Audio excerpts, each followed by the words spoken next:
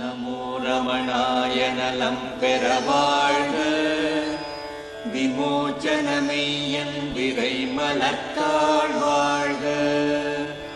நமோ ரமணாய நலம் பெற வாழ்க, விமோச்சனமெய்யன் விரை மலர்த்தாள் வாழ்க. I'm sitting in front of the holy mountain of Arunachala in Tamil Nadu, South India. I've been asked to give an explanation of just why so many people consider this to be a sacred place, a holy place, and why some of them, such as Ramana Maharshi, say this is the most sacred, the holiest place in the world. So I'll rewind a little bit, and we'll start with the foundation myth of Arunachala. The traditional Hindu story of this place is that long, long ago, Brahma and Vishnu, two of the three principal Hindu gods, were having a dispute as to which one was the greater. Shiva wasn't present, but was aware of their dispute and decided to teach these two gods a lesson.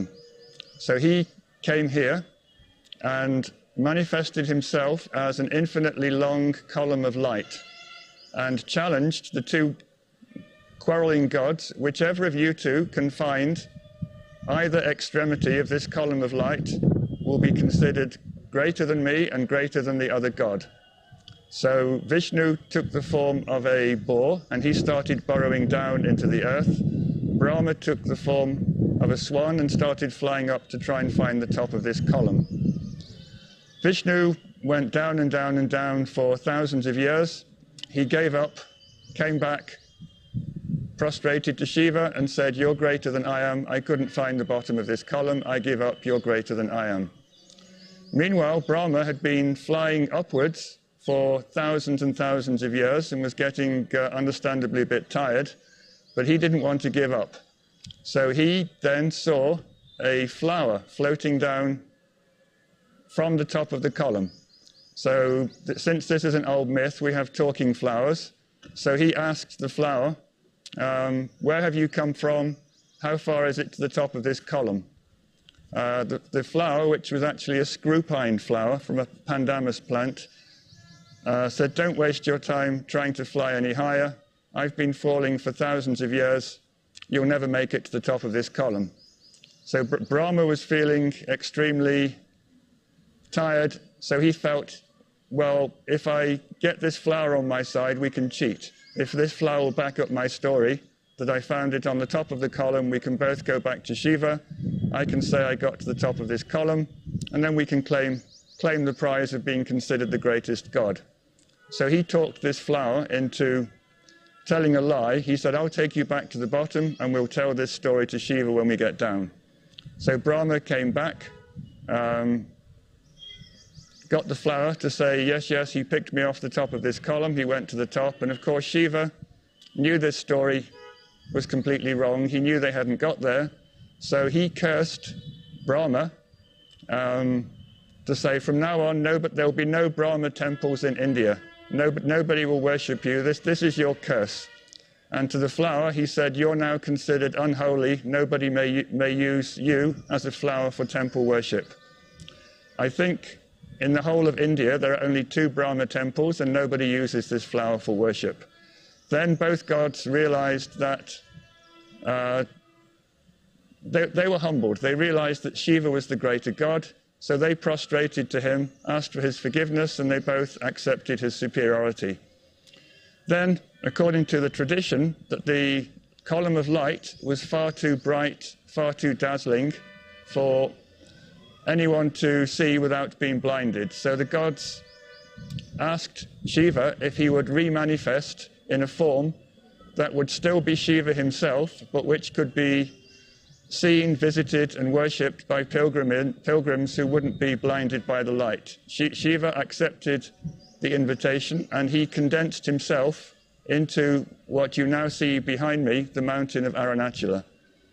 So the key thing to understand from the perspective of a Hindu who sees this mountain is that we're not talking about a mountain where Shiva lives or which is associated in some way with Shiva. This rock behind me for thousands upon thousands of South Indian Hindus is Shiva himself. This is a living rock lingam that doesn't merely represent Shiva. What you see behind me is the physical form of Shiva himself. Jnana Sambandha, who was probably the oldest Tamil saint to write about this place 1500 years ago, he called this mountain Jnana Tiral in Tamil, which means a distillation, a condensation of jnana. So that was Ramana Maharshi's favorite description of this mountain.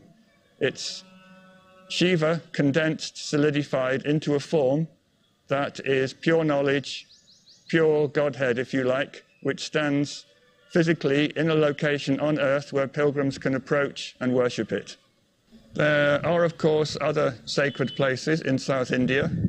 According to the Saiva tradition, Saiva is the adjective from Shiva, there are 5 principal Shiva temples in South India, and each one is associated with one of the 5 elements. So there's an earth temple, a water temple, an air temple. This because historically of the infinite column of light, which occasionally appears in mythology as a column of fire, became the fire lingam of South India. So although you can say that it's one of 5 principal places in South India where pilgrims go to on pilgrimage, for many, many people who are devotees, this place is God himself in a way that no other place on earth is. The hill is regarded as a lingam in different forms. There's the mountain itself, and there's also the lingam in the principal temple on the east side of the hill, the Arunachala temple. And according to the scriptures, Shiva is equally this mountain, and he's equally the lingam in the temple at the foot of the hill on the east side. So traditionally, there's no separation between the lingam inside the main temple and the mountain itself. Both are the form of Shiva, and both are worshipped by Saivas as Shiva himself. Namo Ramanaya Nalam Peravalga Vimochanameyyan. This mountain has exercised a kind of magnetic attraction to spiritually mature people for as long as records have been kept on this place. The oldest verifiable visits that I know of come from saints who came here in the 500s, and when they came here they would sing songs in praise of Arunachala, saying what a great and holy place it was. And it's quite clear from the reverent tone of their remarks that they're describing a place which already has a very rich and ancient history. They're not coming and saying this is a new place. They're coming and saying this is a place which for time immemorial has been a manifestation of Shiva, and they sing songs in praise of it. Now, Ramana Maharshi, who's probably the most famous recent devotee of the mountain, he was asked whether the power of this mountain is a result of everybody believing it's something special, or is there something inherently powerful in the mountain itself which causes people to come, independent of their beliefs?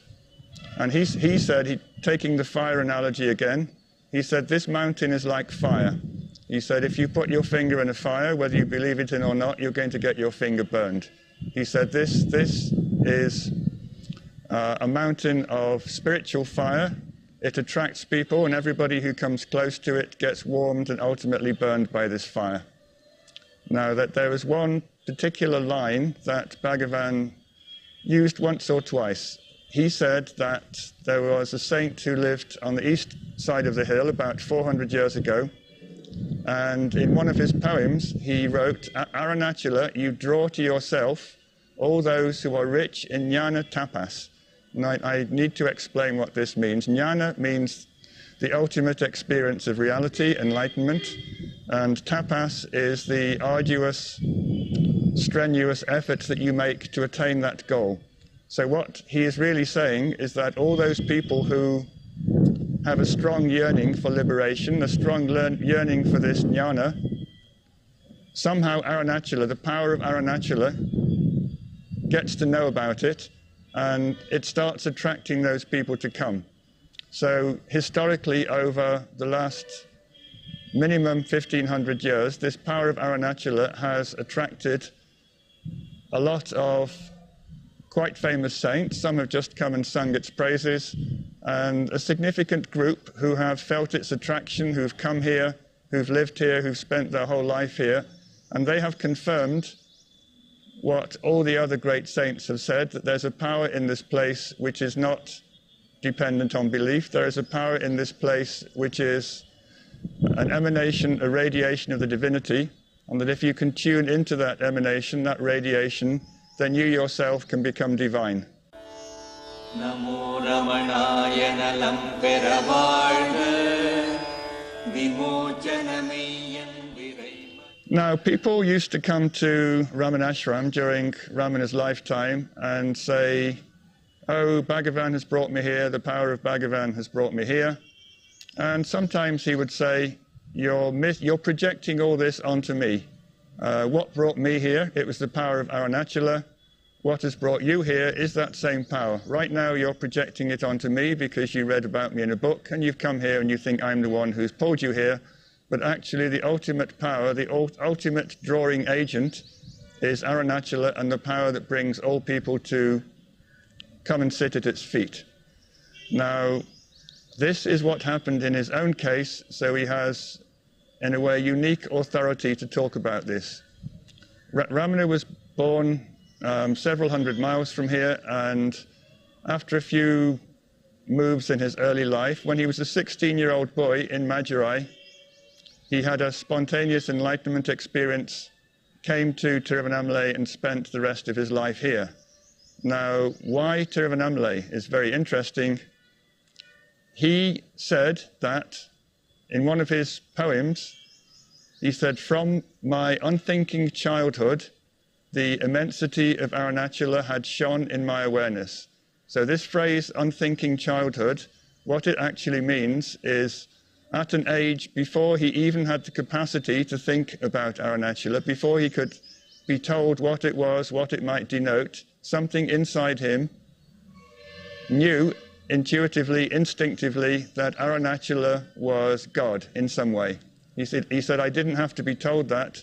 That was my instinctive knowledge from before I could even think coherently. That's been with me for my whole life.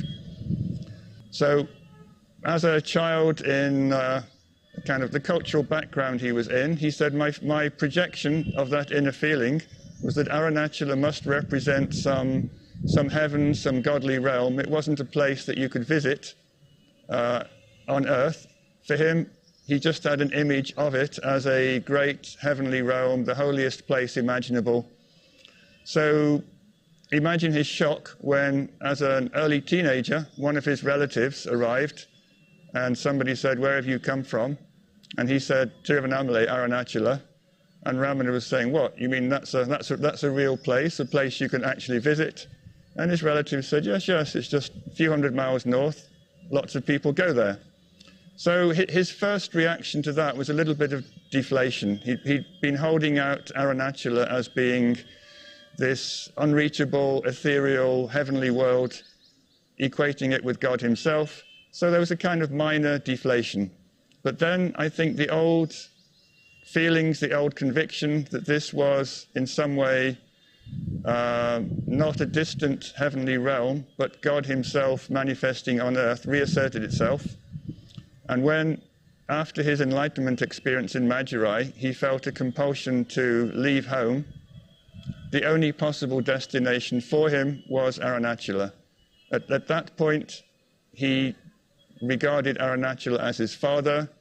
I think later he articulated it as his guru, but the note he left to his family when he gave up life in Madurai and came here, he said, in search of my father.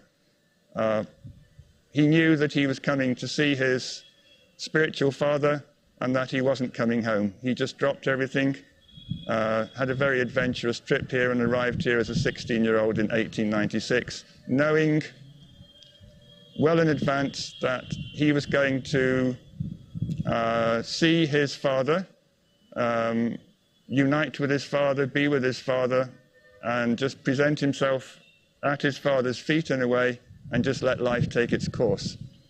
So he arrived here on September 1st, 1896, and the first thing that happened was he walked through an empty temple. All the doors just seemed to open in front of him. He went to the principal lingam at the back of the temple. Nobody was there, the priests were not there, so he went over the bar that no one is supposed to go to at the end, and he physically hugged the lingam in the main shrine. Now that's a no-no. No one's allowed to do that, so he kept that secret for a long time. But he said that from the moment he had his experience in Madurai until the moment he hugged that lingam in the temple, there was a kind of burning sensation in his body. And he said, the moment I hugged that lingam, it's as if that burning energy was grounded in some way. It dissipated and it never appeared again. So if you remember, I said that the lingam is regarded as a co-manifestation of Shiva. The mountain itself is the big lingam, and the Arunachala lingam in the temple is the smaller version. He was physically enacting a kind of union with his own guru, with his own God. By stepping over that bar and by hugging the lingam, he was letting his body catch up with the union that had already taken place in Madurai. He brought his body to the physical form of his guru, his God. He embraced that physical form. That burning sensation which had been inside him for weeks disappeared. He left the inner shrine of the temple, and so far as I'm aware, he never went back in there again. His business with that particular lingam was finished. He'd come to Tiruvannamalai, he'd united with his God, and from that moment on, he just let destiny take its course. Namo Ramanaya Nalam Peravalga Vimochanameyyan Virai. I think most people in India will know Tiruvannamalai for possibly Ramana Maharshi, but more likely because of its famous Deepam festival. Deepam means light, and it's a celebration of the traditional Brahma-Vishnu story that I told you about, where Shiva manifests as a column of light and later condenses himself into a form that's capable of being worshipped by pilgrims. So once a year, around the full moon between mid-November and mid-December, there's a Tamil month called Kartikai. Somewhere in that 30-day span, this festival will fall, and it's a biggie. I would say, I don't know who counts or how accurate the counting is, but I would say a couple of million people will be here on the final day that a light is lit on top of the mountain. It's lit about sunset on the final evening of the last day of the festival, and then it's relit every day for the succeeding 10 days. Most people who come here will walk around the foot of Arunachala in the morning of that day, and this is an extraordinarily big mob scene. It's quite overwhelming to watch. It's a river of people that is so packed and moving at such a speed that there's no way that you can cross the road. There's never a gap. It's shoulder to shoulder. It's just a slow walking speed, 15, 20 abreast people marching their way around the hill. They get back at various times, midday, afternoon, then they all sit around and wait for the lighting of the hill, lighting of the flame on top of the hill, and then that's it. Seeing the lighting is the key point for most people. After that, they go home. But this whole festival is really a celebration of the status of the mountain as a manifestation of Shiva, and how to enable devotees to have a visible form to worship Shiva, because the original bright fire-light form was too dazzling for people to see.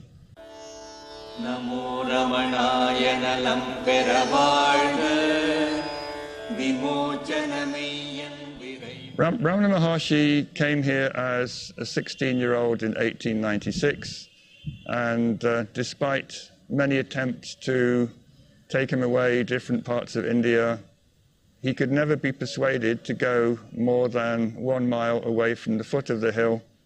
He spent his entire adult life here and passed away here at 70 years of age, having never been out of sight of the hill for 54 years. What was the attraction? I think if you're in this state of jnana, then there's something about this hill which is no longer a lump of rock. You see it, you feel it, you know it to be jnana, the formless reality that the Hindus called jnana. This is truth, this is reality, this is what's real. Somebody wrote a letter to the ashram saying, please take a rock from the holiest, most sacred part of the hill and post it to me. I want a rock from the holiest part of the hill. And Bhagavan laughed and said, every single pebble on this hill is holy. There's no more sacred place, there's no more powerful place. You can take the rock from anywhere you like. It's all exactly the same. There's something about this hill which I think he knew to be light, knowledge, wisdom. These are all the synonyms for the self. That power emanating from this physical form of light, physical form of knowledge, it brought him here, it kept him here, and there was no competing form that could ever persuade him to move away from it. This was his guru, this was his God, this was his destiny. He was going to sit here and spend the rest of his life here. I could just cite 1 or 2 people. I've done some research on a famous saint who originally came from Karnataka called Guhai Nama Shivaya. He came here in the 16th century. He had a guru in Karnataka who said he could come here after he had had a dream saying he should come. This man came, and in a way his life mirrors Ramana Maharshi's own life, in that he took the mountain to be his guru. He relied on the grace and power of the mountain, and ultimately through its power he realized the self, and then spent every day of the rest of his life writing poems about the mountain in which he praised the mountain, thanked the mountain, spoke of the mountain as the power which had brought about his own liberation. So Ramana, in a sense, is not unique in that he's just the latest of a long list of great mature saints who've been drawn to this place by the power of this place, and who have somehow been pulled to this mountain by its power, and the mountain chose not to release them, so they spent the rest of their life here. Namo Ramanaya Nalam Peravalga Vimochanamayan Virai. I came to Tiruvannamalai, to Arunachala in the 1970s, thinking I was coming here because of Ramana, for Ramana. And I think, as Ramana says, you start off with this idea, and that ultimately you realize it's the power of this mountain that brought you here and kept you here. Now, I'm not saying I'm anything special. I'm just one of innumerable, countless people who felt the pull, who've come here, who've felt the magnetism, the power of this place, being pulled to it as an iron filing is pulled to a magnet, who don't have any competing force to push them away, and who've ended up spending their whole life here. It kept me here, and because I wasn't in the same mature, enlightened state as these other people, I fought the power for a little bit. I tried to run away a few times. Every time I tried to do something somewhere else, whatever I tried to do didn't work very well. Unless I was going off to sit with some teacher, that was fine, but every time I made an escape bid, everything went disastrously wrong, and every time I came back here, everything went very well. And finally I realized, okay, don't kick against your destiny here. You're destined to be here to do the things that you're doing, and if you try and run away, it's not going to work. Now, I remember I was walking around the hill. This is back in the 1970s, and I came here young with not much money. I fell in love with the place immediately. But there was always this feeling inside me, I'm on a visit. I don't have much money. Sooner or later I'll have to buy a ticket and go home. And this was not a conscious decision on my part. I was just walking around the hill one morning, and quite literally, I stopped in my tracks. I was walking forward, and the next step didn't happen. And I just felt myself rotating 90 degrees towards the hill. And something in me, in that moment, knew that some power had brought me to Arunachala, some power had made me stay, and it wasn't my decision. And when that power was finished with me, it would spit me out and I'd have to leave, whether I had means to support myself or not. But that power had delivered me to Tiruvannamalai to be in Tiruvannamalai for a reason. And from that moment on, I never worried. I never worried about how long I was going to stay, how I was going to support myself, what was going to go on. Up till that moment, I was always checking my wallet to see how much was left. And in that moment, there was a feeling of total letting go, total relaxation. It was a kind of epiphany, a knowledge that I was home, that home wasn't somewhere else I had to go back to. Home was this mountain in this place, doing what I loved the most. And after that, all the circumstances of my life, they arranged themselves. I've been here 35 years since that moment walking on the hill. I'm still here, I'm still doing what I love the most, and have no plans to be anywhere else. Namo Ramanaya Nalam Peravazha Vimochanameyan Virai Malakkal Vazha. Namo Ramanaya Nalam Peravazha Vimochanameyan Virai Malakkal Vazha. Namo Ramanaya Nalam Peravazha Vimochanameyan Virai Malakkal Vazha. அடிமுடிக்குண்டாய அநாதித் தொடர்பின் விடமுடியாமை மறந்து விட்டுடல் புன்